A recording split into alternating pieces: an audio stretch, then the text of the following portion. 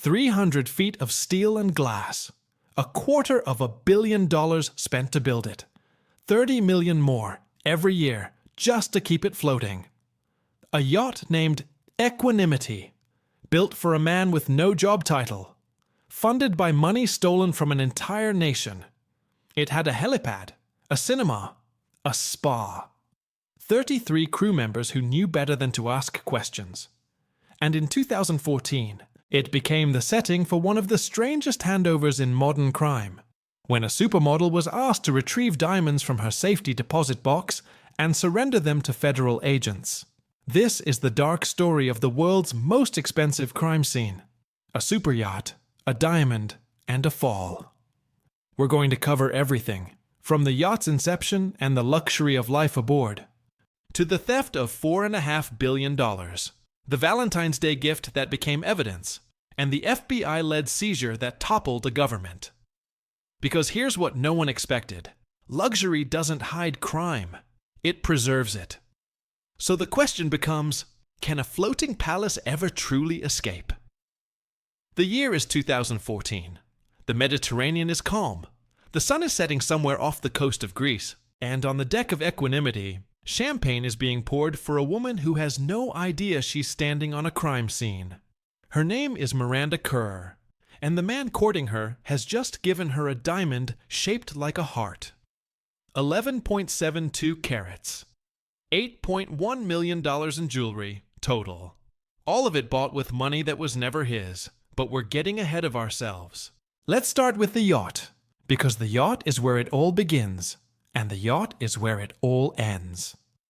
Equanimity was delivered in 2014, built by Oceanco, one of the most prestigious shipyards in the world. 299 feet, 9 inches long, 91 meters if you prefer, 5 decks, a beam of nearly 50 feet, displacement tonnage exceeding 1,500 tons when fully loaded. It had a helipad. Of course it did. Every serious superyacht has a helipad, but Equanimity's was reinforced to handle a full-size helicopter, not just the token toy models some yachts settle for. The kind of helipad that suggests you might need to leave quickly or arrive discreetly. It had a cinema, not a screen in a lounge. A cinema, tiered seating, acoustic paneling, a projection system that cost more than most people's homes. It had a spa, full treatment rooms, sauna, hammam. A masseuse on staff, always. Because on a yacht like this, you don't book a massage. You simply decide you'd like one, and it happens. It had a swimming pool, not a plunge pool tucked into the stern. A pool, tiled, temperature-controlled, long enough to swim laps if you were so inclined. Though most guests were not. It had accommodations for 22 guests, 33 crew members, engineers, deckhands, stewards, chefs trained in Paris, Tokyo, New York, a sommelier who traveled with the yacht, curating a wine collection worth hundreds of thousands of dollars, maybe more. No one who's seen the manifest will say exactly. The interior was designed by Andrew Winch. If you know yachts, you know that name. If you don't, understand this. Winch does not design spaces for comfort. He designs them for awe. For the moment, a guest steps into a salon and realizes that every surface, every panel of wood, every curve of leather, every pane of glass was placed there with the kind of precision usually reserved for surgical instruments. The marble was Italian, Carrara mostly. Some Calicut in the master suite. The wood was teak, walnut, ebony. Sourced from estates that no longer exist, or forests that no longer allow logging.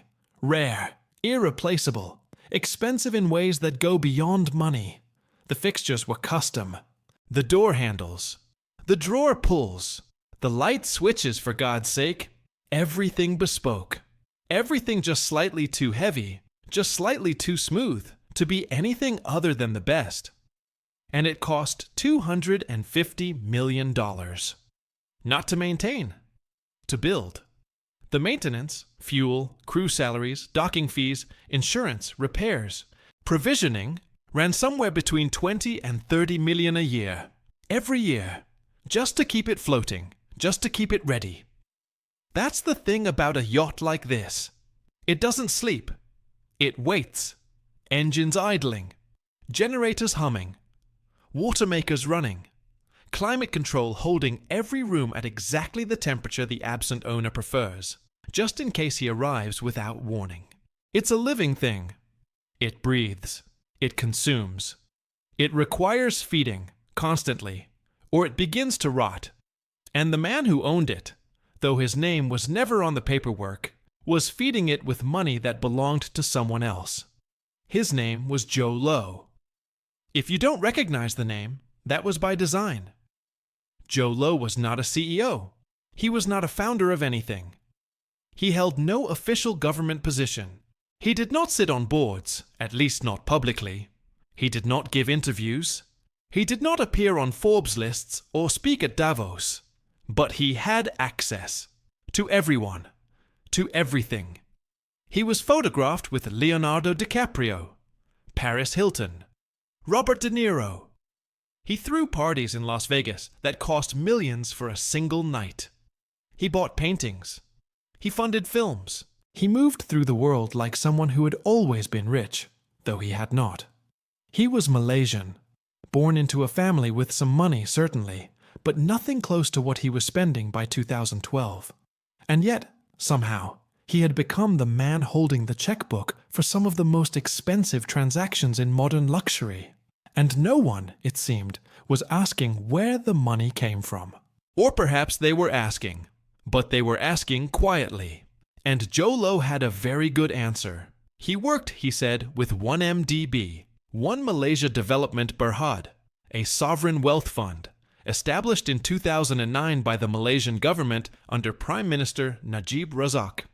The stated goal was noble, visionary even: to pool Malaysia's resources, oil revenue, investment returns, strategic partnerships, and use that capital to build infrastructure, to fund development, to secure the nation's future. It was a fund meant to serve 60 million people. And it did serve someone. Just not them. Between 2009 and 2015, more than $4.5 billion disappeared from 1MDB. Not in one heist, not in one wire transfer. It dissolved. Slowly. Across borders. Across shell companies. Across accounts in Singapore, Switzerland, the Seychelles, the United States. And much of it, so much of it, flowed to Joe Low, who used it to buy things. A penthouse in New York, $43 million. A mansion in Los Angeles, $39 million. Paintings, a Monet, a Basquiat, a Van Gogh, tens of millions each, and a yacht, equanimity. Because if you are going to steal billions, you don't hide it in a vault. You don't bury it. You float it. You make it beautiful. You make it so desirable, so exquisite, that people stop thinking of it as evidence and start thinking of it as, well, as a yacht. And for a while it worked. Equanimity moved through the Mediterranean like it belonged there. Monaco, Ibiza, Sardinia. The kind of ports where a $250 million yacht doesn't raise eyebrows. It raises champagne glasses. It docked beside other super yachts, Russian oligarchs, Saudi princes, American tech billionaires, all of them floating their wealth in international waters where taxes are low and questions are fewer. And Joe Low entertained. He brought guests aboard, celebrities, models, financiers, people who were used to luxury but still impressed by it. Because equanimity wasn't just big, it was perfect. The crew was trained to anticipate. You didn't ask for a drink. It appeared. You didn't mention you were cold. A blanket was draped over your shoulders. You didn't say you were hungry. A tray of sushi, still cool from the galley, was placed beside you. Everything was choreographed, timed. The lighting adjusted as the sun set. The music shifted as the night deepened. The temperature on the off deck was always 2 degrees cooler than inside, so you felt the transition when you stepped out. It was a machine. A very expensive, very beautiful machine. Designed to make you forget that you were on a boat at all. Designed to make you feel like you were somewhere untouchable. Somewhere outside the normal rules. Which, in a sense, you were. Because international waters are a strange place, legally. No single country's laws apply. The yacht flies a flag. Equanimity's was Cayman Islands, a common choice for tax reasons. But that flag is more like a suggestion than a binding contract. Enforcement is complicated.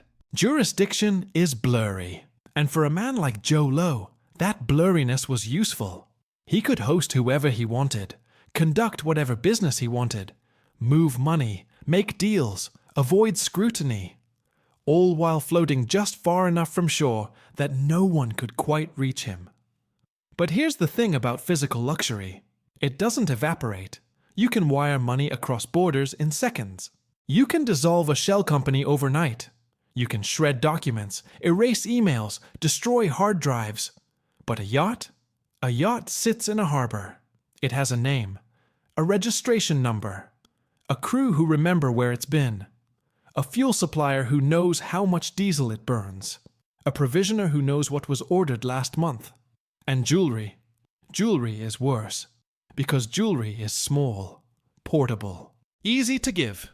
But it's also numbered, certified, photographed, insured. And when you give an 11.72 carat heart-shaped diamond to a woman who is famous enough that people notice what she wears, you are not being romantic. You are creating evidence. The woman's name, again, was Miranda Kerr. Australian, supermodel, known globally. She had walked for Victoria's Secret. She had been on the cover of Vogue. She was, by 2014, one of the most recognizable faces in fashion. And in the summer of that year, she was a guest on Equanimity. The yacht was docked off Corfu, Greece, the Ionian Sea. The water there is a particular shade of blue, deeper than the Caribbean, clearer than the Atlantic. The kind of blue that looks different depending on the light. At midday, it's almost turquoise. At sunset, it's ink. Joe Low had invited her. They had been seeing each other, casually, for some time. There are photographs, red carpets, parties. The kind of public appearances that suggest familiarity, but not necessarily commitment. But Corfu was different. Corfu was private. The yacht was anchored offshore. No paparazzi, no crowds. Just the two of them. And the crew. And the sea. They swam. They ate. They watched films in the cinema. They drank wine that cost more per bottle than most people earn in a week. And at some point, perhaps on the deck, perhaps in the salon, the details are not public, Joe Low gave her a gift. A necklace. A pendant. A diamond. 11.72 carats. Heart-shaped. Flawless. Set in platinum. It came with a certificate. A gemological report. A professional appraisal. It was worth, conservatively, several $1 million. And it was not the only piece. Over the course of their relationship, Joe Low gave Miranda Kerr jewelry worth $8.1 million. Earrings, bracelets, rings, all of it documented, all of it certified, all of it spectacular, and all of it, every single piece, was purchased with money stolen from the Malaysian people. But Miranda Kerr did not know that. How could she? She was not a forensic accountant. She was not an investigator. She was a model, a businesswoman, a mother. She met a man who seemed wealthy, who treated her well, who gave her gifts. And in the world she moved through, a world of wealth, of excess, of people who spent millions on art and cars and homes, this was not unusual. It was, in fact, expected. So she accepted the gifts. She wore the jewelry. She posted photographs, occasionally, though not often. She was not showy about it, but she did not hide it either. And that, eventually, would become a problem. Because while Joe Low was courting Miranda Kerr, While he was hosting parties in Las Vegas and buying penthouses in New York and floating through the Mediterranean on a $250 million yacht, something else was happening. Investigators were noticing. Not in Malaysia. Not at first. The Malaysian government, under Prime Minister Najib Razak, was not eager to examine 1MDB too closely. Najib and Jho Low were close.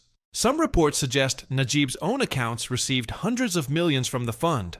Whether he knew it was stolen, whether he participated actively, or simply looked away, is still a matter of legal and political debate. But in the United States, the Department of Justice was paying attention, because some of that stolen money, quite a lot of it actually, had been moved through American banks, had been used to buy American real estate, had been spent in American casinos. And the DOJ has a tool for that. It's called civil asset forfeiture. It works like this. If property, a house, a car, a painting, a yacht, was purchased with money obtained through illegal means, the government can seize that property, not as punishment for a crime, not as part of a criminal conviction, but simply because the property itself is, legally speaking, the proceeds of a crime. You don't have to convict the person. You seize the thing, and the thing in this case was spectacular. By 2016, the DOJ had identified over $1 billion in assets connected to the 1MDB scandal. Real estate, art, film investments, and of course, the yacht, Equanimity, which was still floating. Still gleaming. Still moving between ports as if nothing had changed. But something had. The net was closing, and the jewelry, those beautiful, traceable, certified pieces of evidence, was about to become a very serious problem for everyone involved. Because luxury, it turns out, does not hide crime. It preserves it. She boards in summer. The Mediterranean is still. The kind of still that makes you forget the sea is moving at all beneath you. Miranda Kerr steps onto the deck of Equanimity, and the yacht adjusts to her presence the way a stage adjusts to its lead performer. The crew knows she's coming. They've been briefed. They know what she drinks, what temperature she prefers her cabin, whether she takes coffee in the morning or tea. This is not her first time on a superyacht. She's modeled for brands that charter them for photo shoots. She's been a guest on others, owned by men whose names appear on Forbes lists, whose wealth is documented and explained. But Equanimity is different. Not in size, necessarily. There are larger yachts, longer, more ostentatious, but in Polish, in precision, in the kind of money that doesn't announce itself because it doesn't need to. She's shown to her suite, not a cabin, a suite. It occupies half of one deck, floor-to-ceiling windows, a bed that faces the sea, a bathroom with marble that looks like it was carved, not cut, a shower with water pressure that somehow feels softer than rain, but stronger than any land-based system she's experienced. There are flowers, fresh, replaced daily. Peonies usually, sometimes orchids, always white. There is champagne. Dom Perignon, mostly. Chilled to exactly the temperature she prefers, which the crew learned without asking. There is a wardrobe, already stocked with items in her size. Casual, elegant, swimwear, evening wear. All of it selected by someone who studied photographs of her. Who knows her style? Who anticipated what she might want before she knew herself? It's thoughtful, or it's calculated, depending on how you look at it. Jho Low is already aboard. He greets her warmly, not effusively. He's not a loud man. He's soft-spoken, polite. He smiles easily but doesn't dominate a room. He lets the yacht do that, and the yacht does. They sail south from Corfu. Not quickly. There's no itinerary, no schedule. The point is not to arrive anywhere. The point is to be unreachable. To exist for a few days in a space where phones don't ring, where emails don't require replies, where the world is reduced to water and sunlight and the low hum of engines 3 decks below. They eat on the aft deck, Meals prepared by a chef who worked, until recently, at a Michelin-starred restaurant in Lyon. The menu is not presented in advance. It simply arrives. Course after course. Timed perfectly. Never rushed. Never slow. The first night is sushi. Flown in that morning from Tokyo. Bluefin tuna. Sea urchin. Fatty salmon belly that dissolves on the tongue. The second night is Italian. Handmade pasta. Truffles shaved tableside. A wine pairing that cost more than the ingredients. The third night is French. Duck, foie gras, a sauce that took 6 hours to reduce. The portions are small. The flavors are overwhelming. The experience is not about eating. It's about being cared for, attended to, made to feel like nothing in the world could touch you here. And for a while, nothing does. They swim in the mornings. The yacht carries water toys, jet skis, a tender, paddle boards, diving equipment. There's a dive master on staff, certified, who can take them down to 30 meters if they want. The Ionian is clear enough to see the bottom in places. Ancient amphora sometimes, from shipwrecks 2,000 years old. History, just sitting there, unclaimed. They watch films in the cinema. The screen is 12 feet wide. The sound system is calibrated for the exact dimensions of the room. They watch old classics, some new releases that haven't been released yet. Joe Lowe has connections. He can get anything. They talk about travel, about work, about nothing in particular. He's attentive. He listens. He doesn't brag. He doesn't need to. The yacht brags for him. And at night, after dinner, they sit on the deck and watch the sunset over water that looks like it's been painted. This is where the gifts begin. Not all at once. Not with ceremony.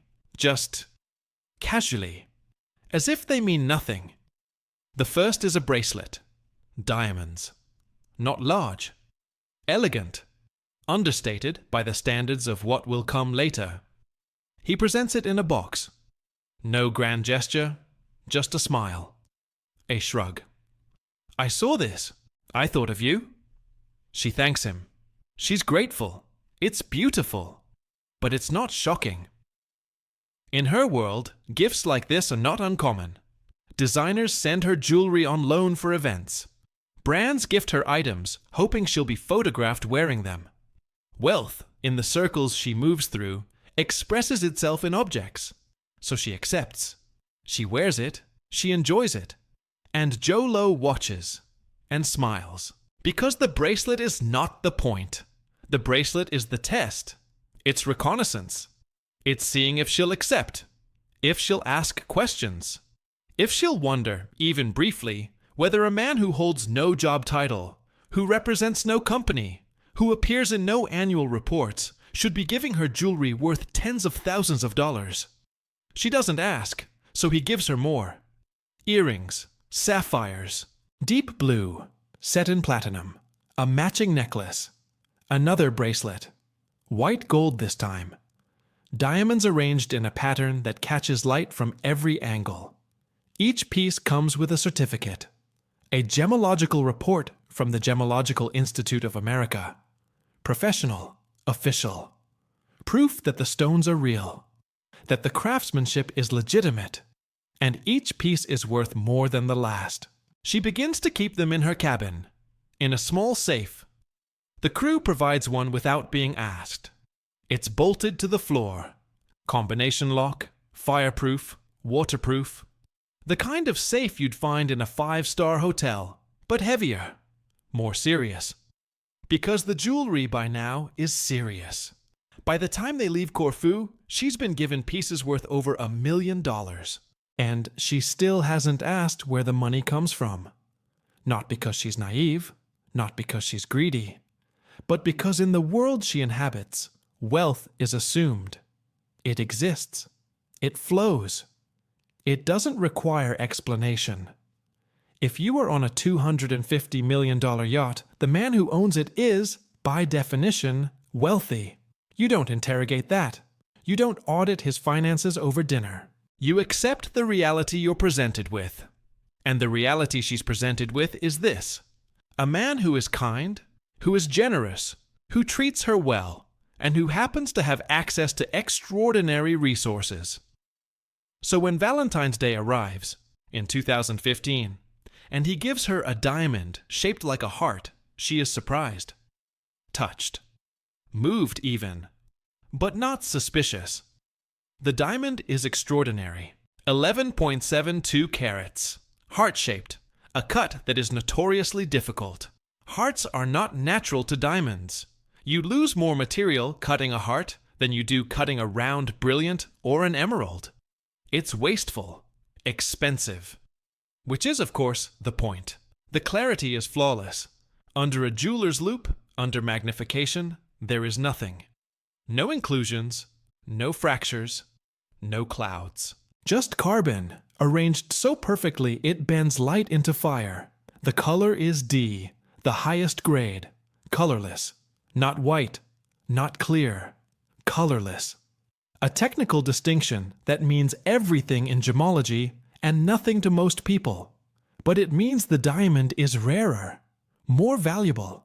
It's set in a pendant, platinum, delicate, the kind of setting that disappears, so all you see is the stone.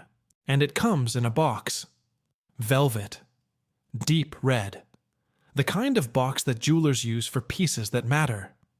He gives it to her privately, not on the yacht this time. They're in Los Angeles, a hotel.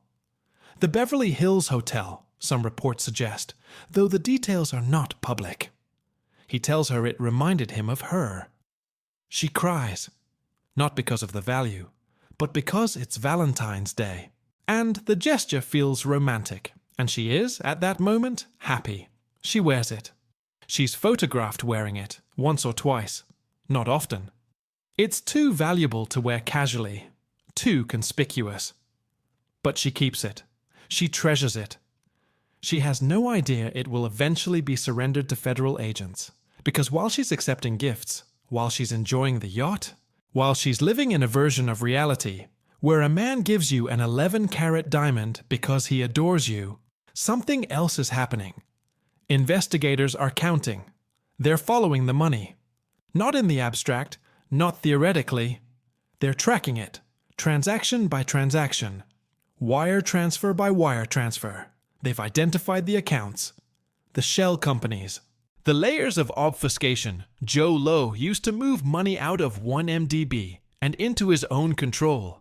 They've traced it to real estate purchases, to art, to film investments. Joe Lowe helped finance The Wolf of Wall Street. Hundreds of millions of dollars, stolen money, used to make a film about financial crime. The irony was lost on no one. And they've traced it to jewelry. Because jewelry leaves a trail. When you buy an 11-carat diamond, you don't buy it in cash. You don't buy it anonymously. You buy it from a dealer, a reputable one. And that dealer keeps records, invoices, certificates, shipping manifests. They know who bought it. They know when. They know how much was paid. And in this case, they know the money came from an account linked to 1MDB, which means the diamond is not a gift. Legally speaking, it's an asset, purchased with stolen funds, subject to seizure. And so is every other piece Joe Lowe gave her. The DOJ begins assembling the case, quietly, methodically. They don't announce it. They don't alert Joe Lowe. They don't contact Miranda Kerr. They just build the file. Document by document, transaction by transaction. By mid-2016, they have enough. They prepare the forfeiture complaint. Over $1 billion in assets, real estate, art, jewelry, and the yacht. They file it in July. And suddenly, everything changes. The news breaks, not slowly, all at once. The 1MDB scandal is not new. Journalists in Malaysia, in Singapore, in the United States have been reporting on it for years. But this is different. This is the United States Department of Justice, naming names, specifying assets, providing evidence. The complaint names Joe Lowe.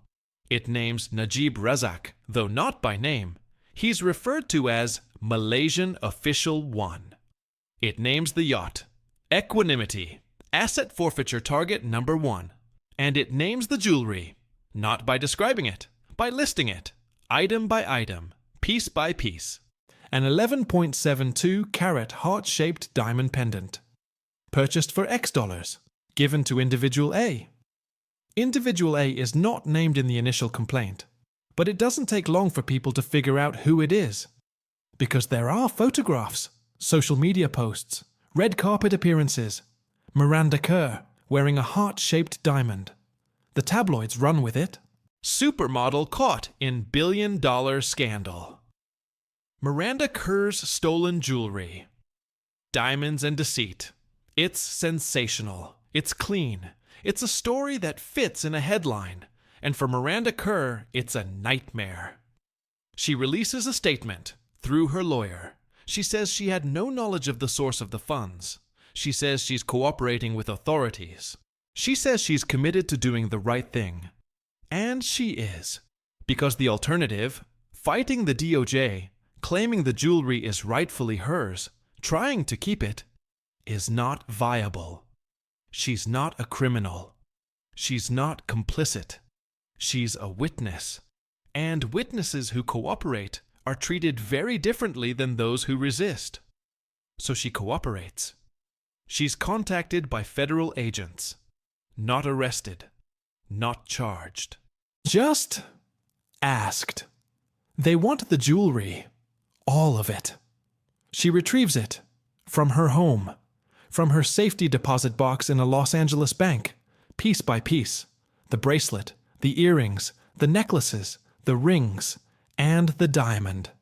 The heart-shaped 11.72 carat, flawless, colorless, platinum set diamond that was given to her on Valentine's Day by a man who told her it reminded him of her. She places it in a box. She hands it to a federal agent. The agent signs a receipt, itemizes the property, confirms the serial numbers match the gemological certificates, and that's it. No ceremony. No drama. Just paperwork. The jewelry is logged, photographed, placed in evidence. Eventually, it will be auctioned. The proceeds will go back to Malaysia, to the fund it was stolen from. But for now, it just sits, in a vault, somewhere in Los Angeles, waiting.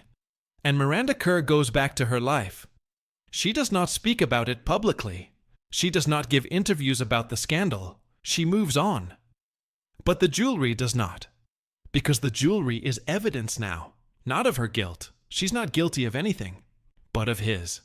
Every piece, every certificate, every transaction is a thread. And when you pull enough threads, the whole thing unravels.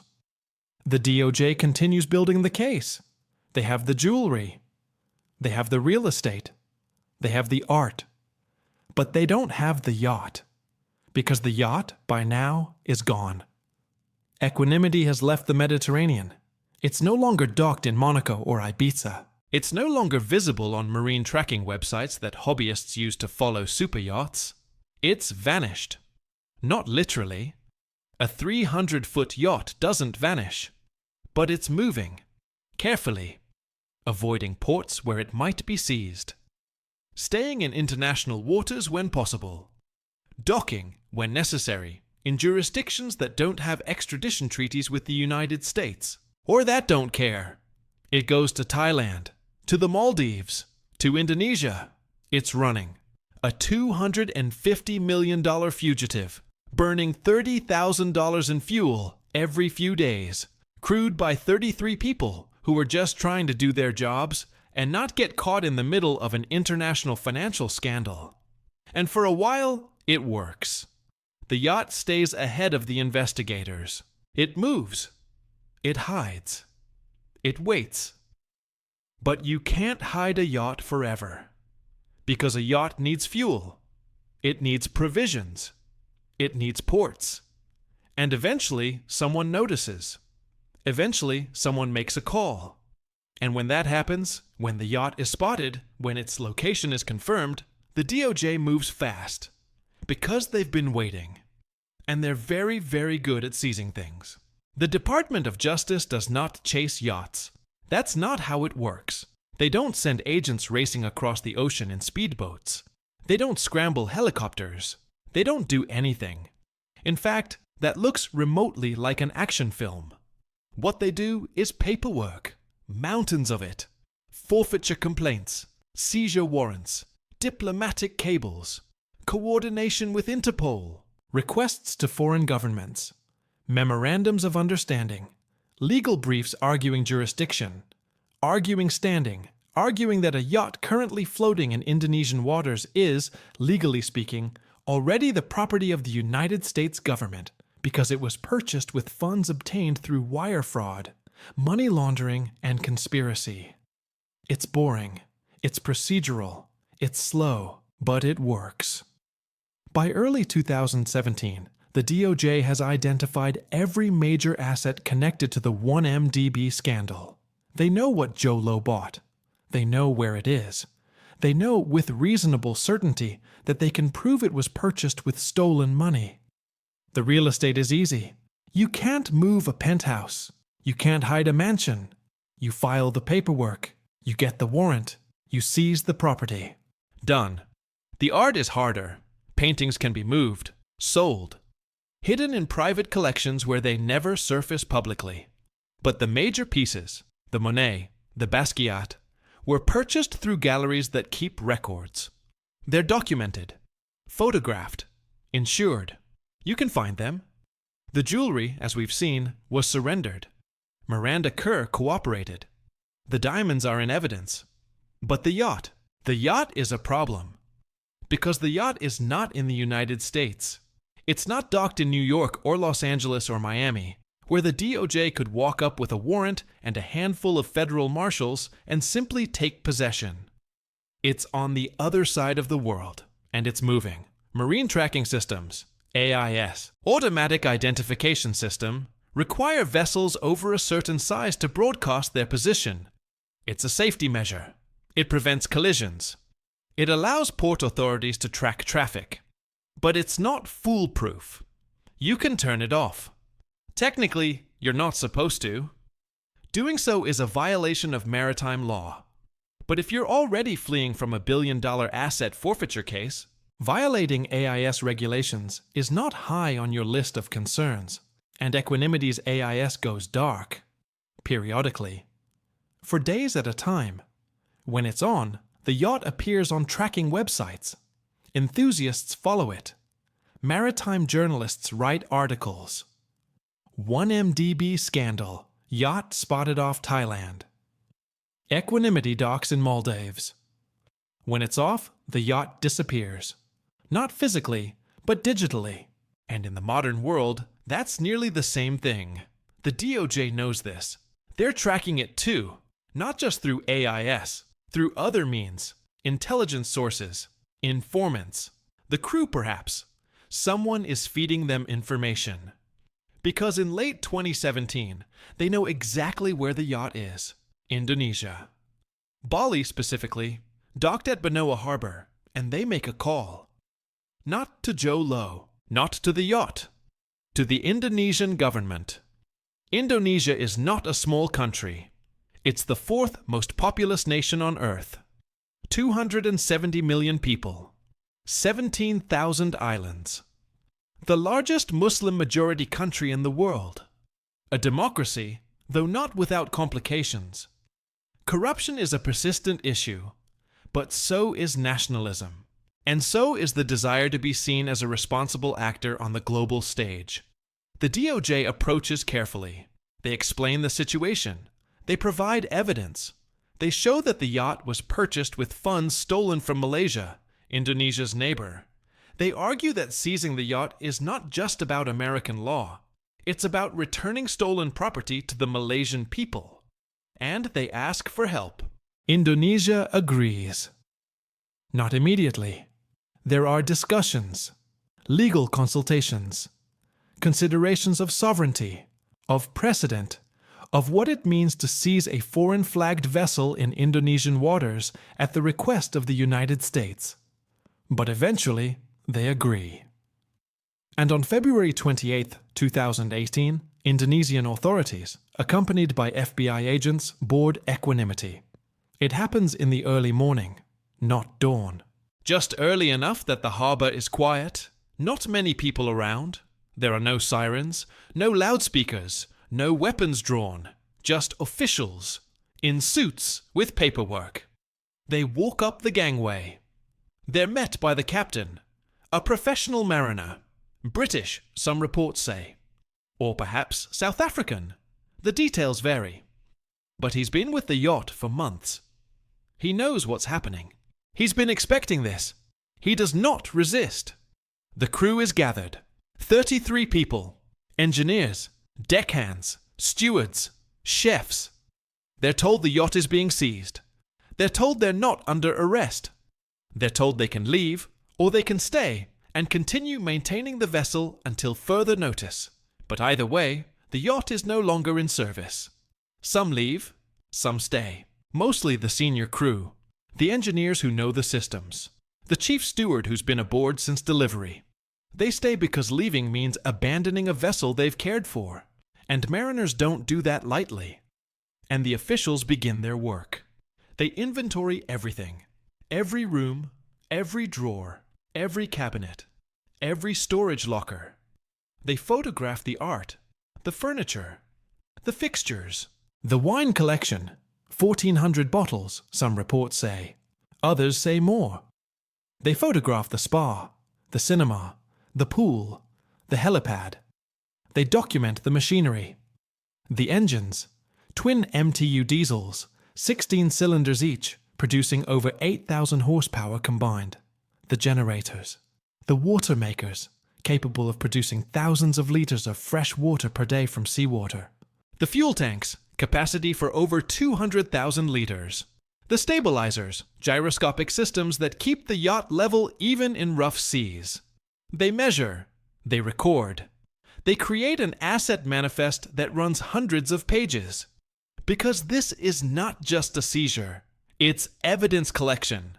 Every object on the yacht is potentially relevant, not because it was used to commit a crime, but because it represents the crime. It is the physical manifestation of $4.5 billion stolen from a nation, and it has to be documented, cataloged, preserved. The process takes days. The yacht sits in the harbor, surrounded now by Indonesian patrol boats, not blocking it, just present, making it clear that the yacht is not leaving. Journalists arrive, cameras, helicopters flying overhead, getting aerial shots. The images go global. A super yacht, gleaming white, 5 decks, helipad, surrounded by officials in a Balinese harbor. The photos are striking. The yacht looks absurd. Too big, too beautiful, too expensive. Sitting there like a museum piece, like something that belongs in Monaco, not Bali. But it's there, and it's not moving. Joe Low, by this point, is also not moving. Not in the sense that he's been caught. He hasn't. He's still free. Still a fugitive. Believed to be in China, where the United States has no extradition treaty. Or perhaps in Macau. Or somewhere else entirely. But he's not fighting the seizure.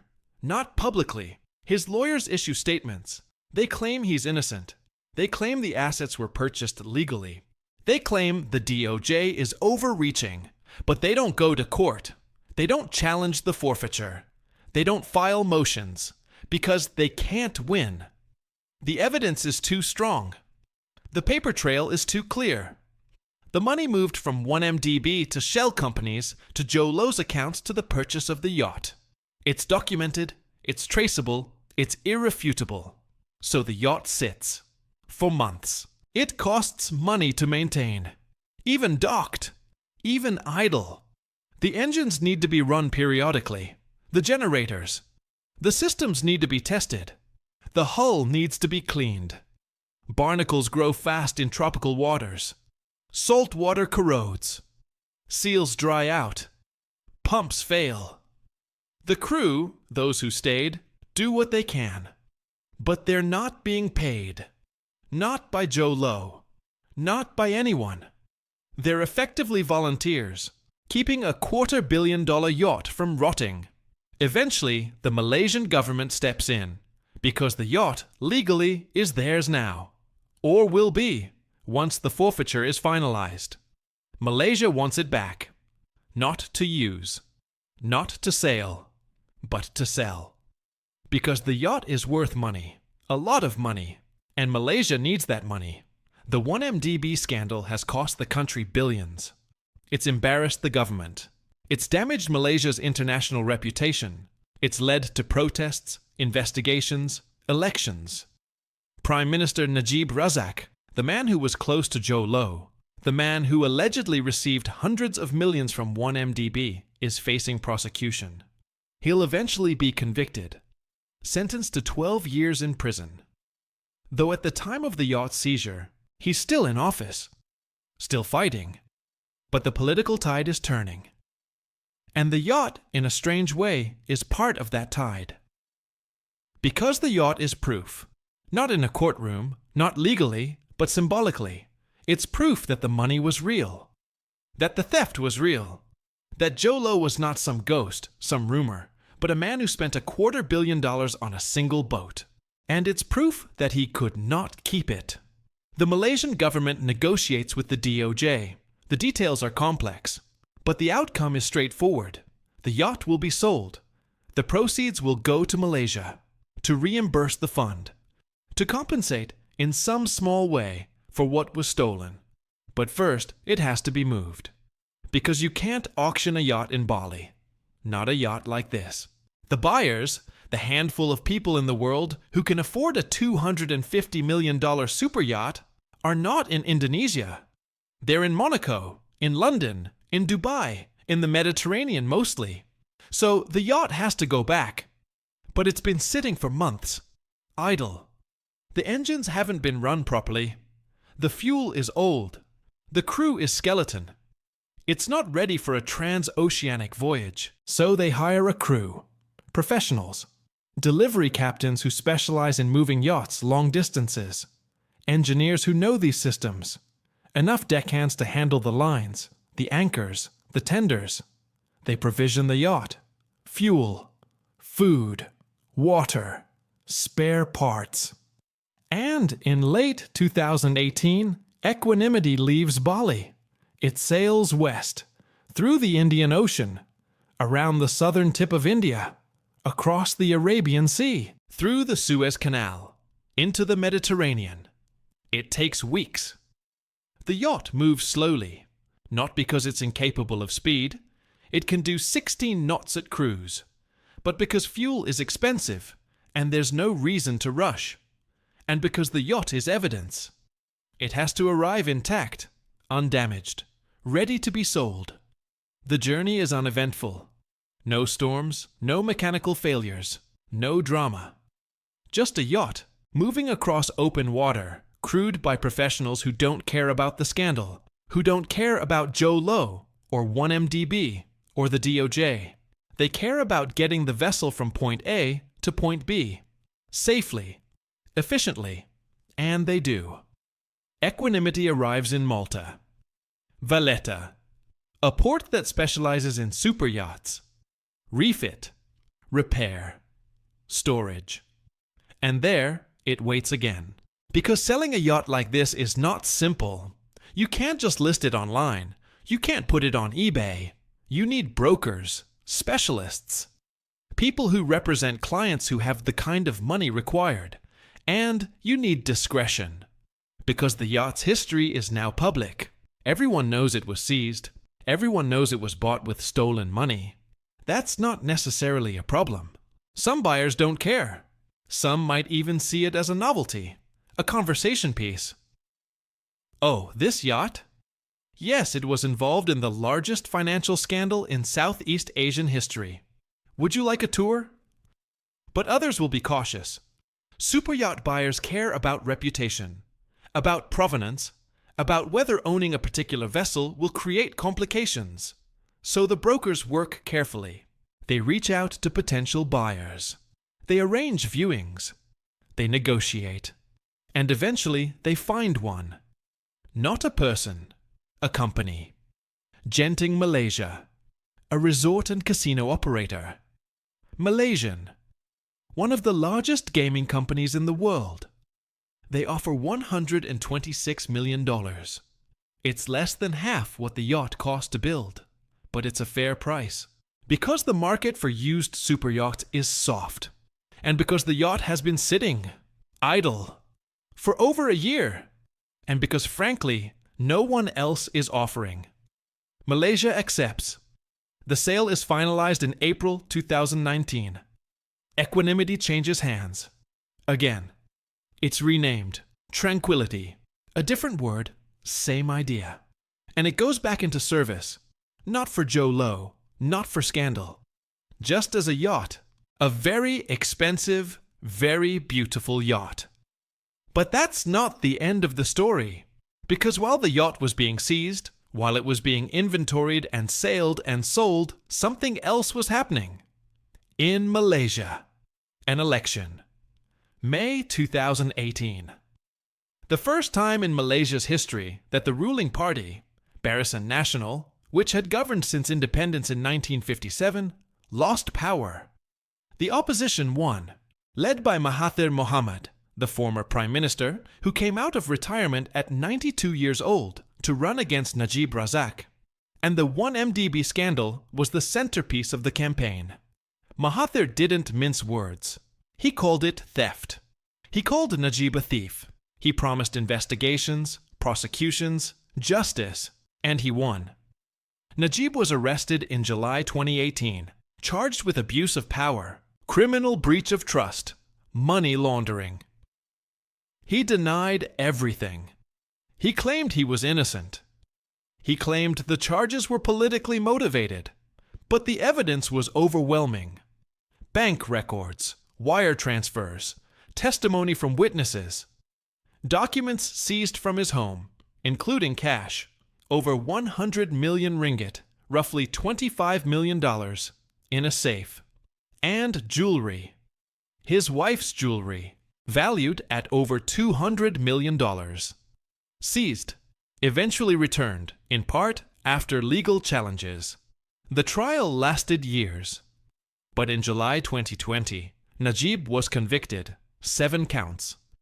Guilty on all of them. Sentenced to 12 years in prison. Fined 50 million ringgit. He appealed. The conviction was upheld. He's in prison now, as of this moment, serving his sentence. And the yacht that was once called Equanimity, that was once the floating palace of a man who stole billions, that was once the setting for a Valentine's Day gift of an 11-carat diamond, is sailing somewhere. Renamed. Repurposed. Owned by someone else. Still beautiful, still expensive, still functional, but no longer evidence, because the evidence did its job. It helped topple a government. It helped convict a prime minister. It helped show, in the most visible way possible, that luxury does not hide crime. It preserves it. The call comes from a harbor master in Bali. Not to the FBI directly, not at first. It goes through channels. Indonesian Maritime Authority, to National Police, to intelligence services, to diplomatic channels to the United States Embassy in Jakarta, and from there, to the Department of Justice. The message is simple. We've found your yacht. It's February 2018. The yacht has been moving for months. Southeast Asia, mostly. Thailand, Singapore, the Maldives. Staying in international waters when possible. Docking only when necessary for fuel, for provisions, for crew changes. But it has to dock somewhere. And Bali is beautiful. And Bali is far from the United States. And perhaps someone thought Bali was safe. They were wrong. Indonesia makes the decision quickly. Not because they care deeply about the 1MDB scandal. Not because they have some particular allegiance to the United States or to Malaysia, but because cooperating costs them nothing and makes them look good. Indonesia is not harboring criminals. Indonesia is helping recover stolen assets. Indonesia is a responsible member of the international community. It's good politics. And so, on February 28, Just after dawn, a team arrives at Benoa Harbor. Indonesian police, national agency officials, and 3 FBI agents. The agents are not there to make arrests. They have no jurisdiction in Indonesia. They can't physically seize anything. But they're there to observe, to verify, to ensure that the yacht being seized is, in fact, equanimity. Because mistakes would be embarrassing. But there's no mistake. The yacht is exactly where it's supposed to be. Docked at the commercial marina. 300 feet of white steel and glass, gleaming in the early morning light. It's impossible to miss. The team boards. The captain meets them at the gangway. He's calm, professional. He asks to see the warrant. It's provided. He reads it. He nods. He does not argue. He does not call a lawyer. He does not demand proof of jurisdiction or challenge the legality of the seizure. He simply steps aside. Because he's a mariner, not a criminal. He was hired to captain a yacht. He did not ask where the money came from. He did not participate in the theft. He just sailed the boat. And now the boat is being seized, and his job is over. The crew is gathered on the aft deck. 28 people. The full complement is 33, but some are on shore leave. They're recalled via radio, told to return immediately. They're not arrested. They're not detained. They're simply informed that the yacht is now in the custody of the Indonesian government, pending transfer to the United States under civil forfeiture proceedings. They're told they can leave, or they can stay and assist with the inventory. They'll be paid for their time, not by Joe Low, by the Indonesian government, which will be reimbursed by the United States. Most stay, not out of loyalty, but because leaving feels like abandonment, and because they need the work, and because, frankly, the yacht still needs to be maintained. The officials begin the inventory. This is not a quick process. This is not walking through with a clipboard and checking boxes. This is forensic documentation. Every item on the yacht is photographed, every serial number recorded, every piece of art catalogued, every bottle of wine inventoried. The goal is not just to know what's on the yacht. The goal is to create a record that can be used in court, to prove, if necessary, that the yacht is what the DOJ says it is, that it's worth what they claim, that it was purchased with the funds they've traced. So they photograph everything. The Grand Salon, 42 feet long. Floor-to-ceiling windows on 3 sides. Furniture custom-made in Italy. A coffee table carved from a single piece of walnut. Sofas upholstered in leather, so soft it feels like silk. The dining room. Seating for 16. A table that extends somehow without visible seams. Chairs with backs that curve to fit the human spine exactly. Lighting that adjusts automatically based on the time of day. The master suite occupies the entire upper deck, forward. King-sized bed facing the bow. Floor-to-ceiling windows. A bathroom with twin sinks carved from marble. A shower large enough for 4 people, though it was designed for 1. A bathtub, freestanding, soaking depth, with water jets and chromotherapy lighting. The guest suites, 5 of them, each different, each with its own design scheme. One is Asian-inspired. Dark woods, low furniture, shoji-style screens. Another is Mediterranean. Light colors, linen, whitewashed wood. The VIP suite. Slightly smaller than the master, but not by much. Its own private deck. Its own lounge. Its own office. The crew quarters. Less luxurious, but still comfortable. Better than most cruise ship accommodations. Private cabins for senior crew. Shared cabins for junior staff. A crew mess. A crew lounge with a television and a small library. The galley. Professional. Stainless steel everywhere. 2 ovens. A 6-burner range. A grill. A salamander. A blast chiller. A walk-in refrigerator. A walk-in freezer. Equipment that would not be out of place in a Michelin-starred restaurant. The wine cellar. Climate controlled.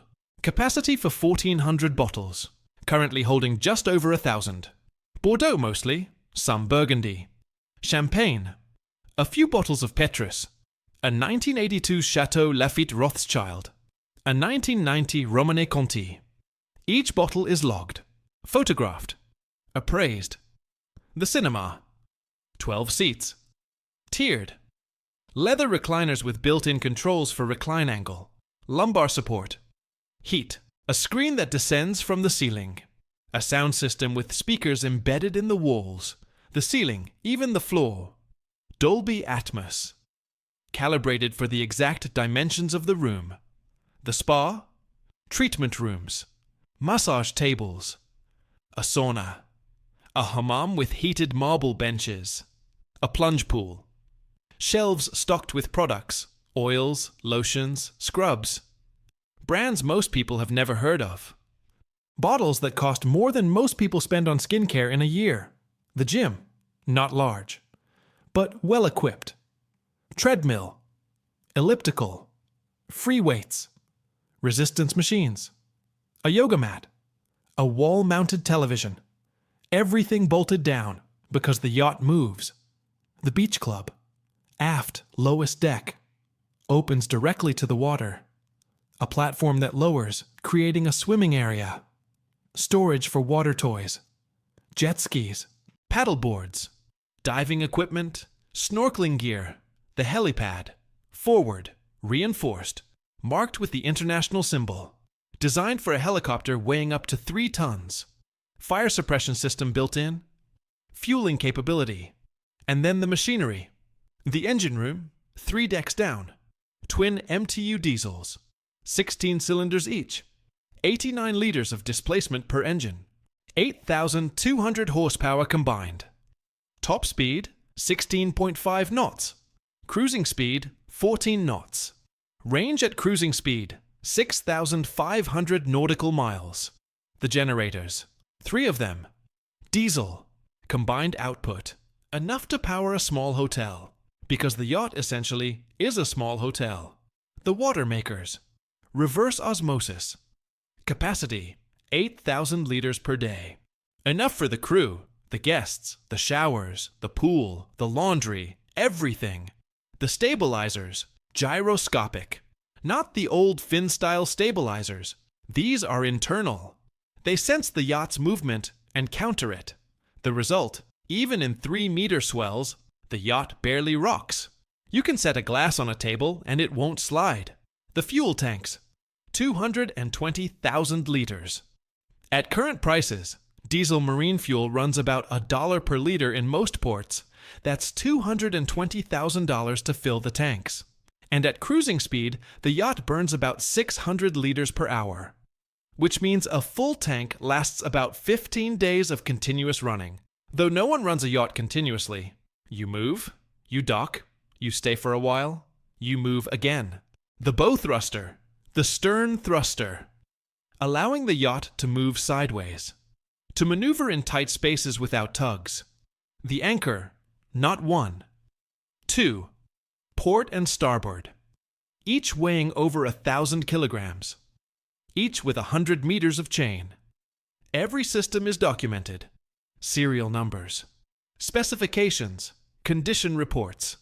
It takes 4 days, and when it's done, the yacht is no longer just a yacht. It's a line item in a federal forfeiture case. Asset designation, equanimity. Oceanco hull, Y714, Cayman Islands flag. Official length, 91.5 meters. Gross tonnage, 2,999. Estimated value, $250 million US. Purchased with funds traceable to accounts controlled by Low Tech Joe, aka Joe Low, derived from fraudulent transfers from One Malaysia Development Berhad. Subject to civil forfeiture under 18 U.S.C. MOF 981. It's clinical, bureaucratic, boring, but it's final. The yacht is seized, officially, legally. And now the question becomes, what do you do with it? You can't leave it in Bali forever. It costs money to maintain. It takes up dock space, and it's a political symbol. As long as it sits there, journalists write about it. Photographers take pictures of it. It's a reminder of the scandal. Malaysia wants it sold. The United States agrees. The proceeds will go to Malaysia to reimburse the 1MDB fund. It's only fair. The money was stolen from Malaysia. The money should go back to Malaysia. But selling a yacht is complicated. First, it has to be moved. Bali is not a super yacht sales hub. The buyers are in Europe, in the Middle East, in the Mediterranean. So the yacht needs to go west. A crew is assembled, not the original crew. Some of them stay, but most are replaced. Delivery specialists, captains who move yachts for a living, engineers who know these systems inside and out. They spend 2 weeks preparing the yacht, checking every system, running the engines, testing the generators, inspecting the hull, changing fluids, replacing filters. And then, in November 2018, Equanimity leaves Bali. The voyage takes 6 weeks. Across the Indian Ocean, around Sri Lanka, across the Arabian Sea, through the Gulf of Aden, carefully because of pirates.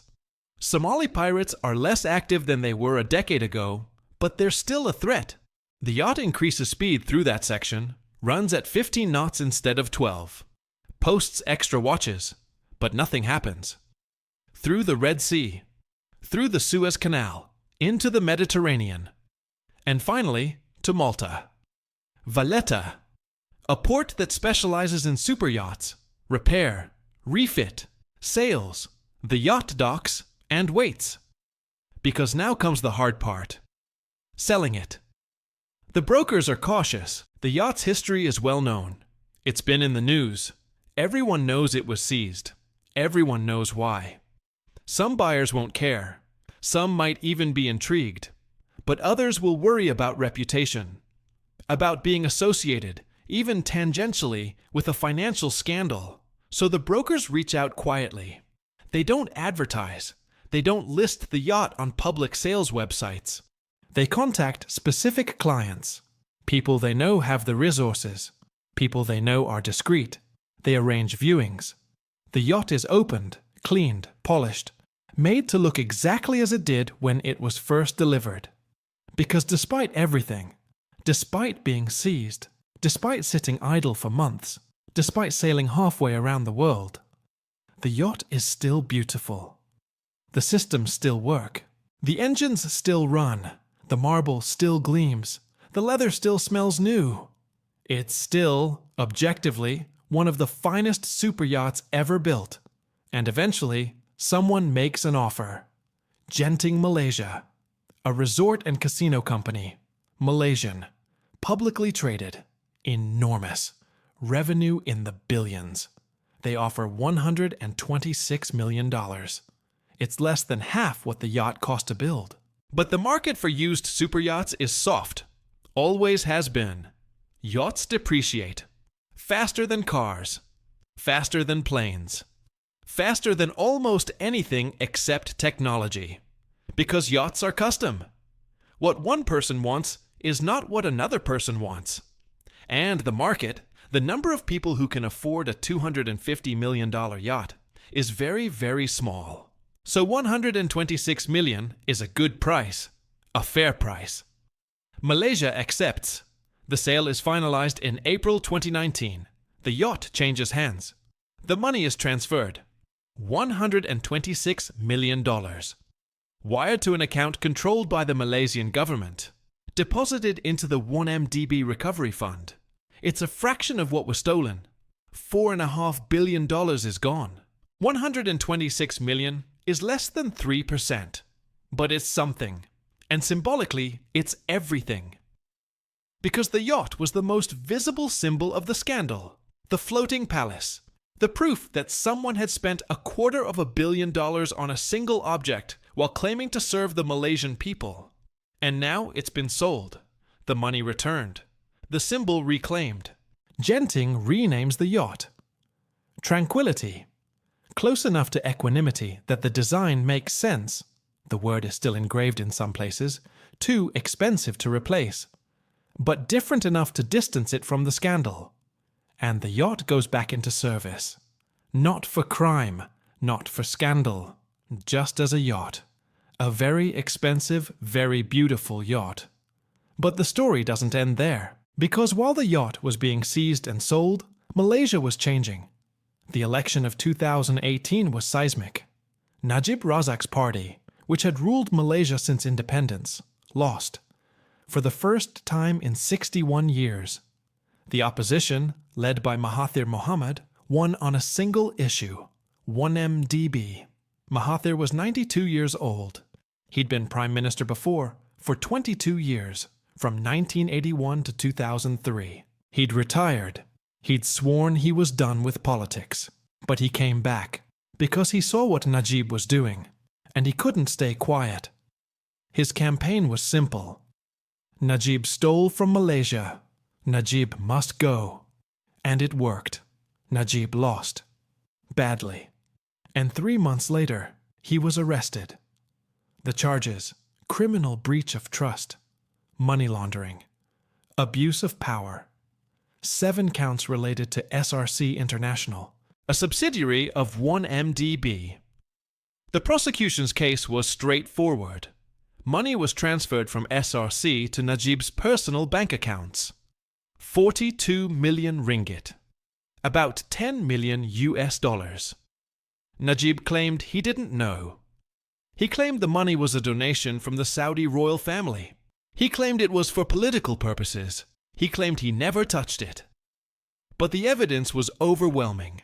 Bank statements, wire transfer records, testimony from bankers, from accountants, from Najib's own staff. And in July 2020, after a trial that lasted over a year, Najib was convicted. Guilty on all 7 counts, sentenced to 12 years in prison, fined 210 million ringgit, about $50 million. He appealed. He claimed the trial was unfair. He claimed the judge was biased. He claimed he was being persecuted for political reasons. The appeals court rejected his arguments. The federal court, Malaysia's highest court, upheld the conviction. And in August 2022, Najib entered prison. A former prime minister, convicted of corruption, serving 12 years. It's rare, not unheard of. South Korea has imprisoned former presidents. France has convicted former leaders. Italy. Taiwan. But it's rare, and it sends a message. No one is above the law, not even a prime minister. The yacht helped make that happen, not directly. The yacht was not evidence in Najib's trial. The charges against him were specific, narrow, focused on SRC, not the broader 1MDB scandal. But symbolically, the yacht mattered.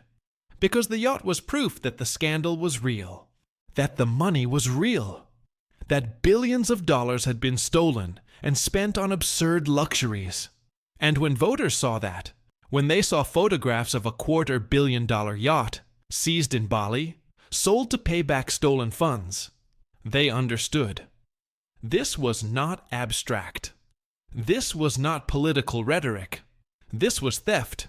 Clear, undeniable, outrageous. And they voted accordingly.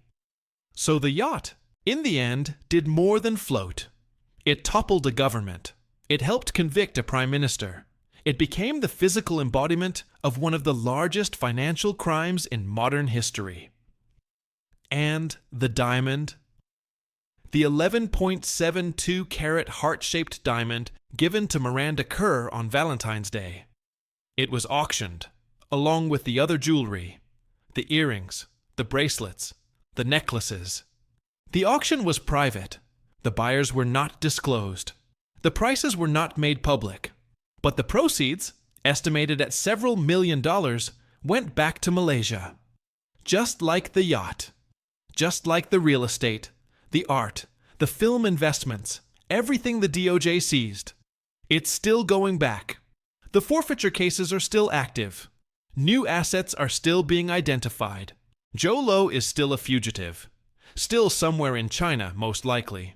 Or Macau, still free. But his empire is gone. The yacht is gone. renamed, repurposed, sailing under a different flag.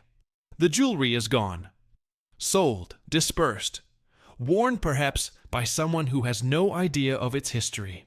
The penthouses, the mansions, the paintings, sold, auctioned, returned, and the money slowly is going back. Not all of it. $4.5 billion is impossible to fully recover. Much of it is gone. Spent. Laundered through so many layers of shell companies and offshore accounts that it's untraceable. But some of it is coming back. A few $billion. Maybe more.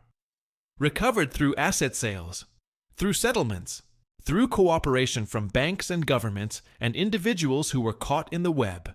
It's not justice exactly. Joe Low is free. He may never be caught. He may never stand trial. But his yacht is gone. And his yacht, in the end, was the thing that mattered most. Not because it was the most valuable asset. Not because it was the key evidence. But because it was visible. You can't see a wire transfer. You can't photograph a shell company. You can't film a laundering scheme. But you can see a yacht, 300 feet long, 5 decks, helipad, marble, teak, wine cellar, cinema, spa. $250 million of stolen money, floating in the Mediterranean, gleaming in the sun. And when that yacht was seized, when it was inventoried and sailed and sold, when it was renamed and repurposed, it became something more than evidence. It became proof. Proof that luxury does not hide crime. It preserves it.